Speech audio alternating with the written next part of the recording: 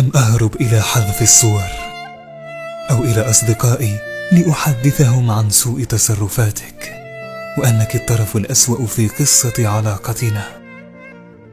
لم أكتب لك رسالة أتمنى لك فيها الأفضل أو شخصا يقدرك أكثر مني. أنا لا أجيد هذه الأشياء. لازلت أحتفظ بصورنا معا وأبتسم عند كل واحدة، وعندما يذكرون اسمك لي أتنهد لأخبرهم أنها الإنسانة التي كنت أشعر معها أنها تفهمني أكثر من نفسي. لم أرسل لك أي رسالة، فربما كنت أقل جرأة في الإرسال وأكثر جرأة وتمردا في الكتابة فقط. انتهينا في هدوء وبدون عاصفة.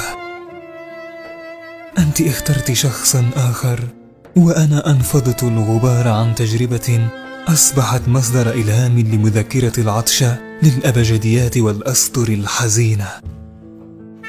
حتى عندما كنت تزورين وحدتي لتفقد أمري بين الفترة والأخرى تجدينني بنفس الروح والابتسامة، لكن بعينين ذابلتين وناحفة أكثر لا أستطيع إخفاءهما عنك، بظهر مقوس يحمل خيبة أخرى. بظهر مقوس يحمل خيبة أخرى. بظهر مقوس يحمل خيبة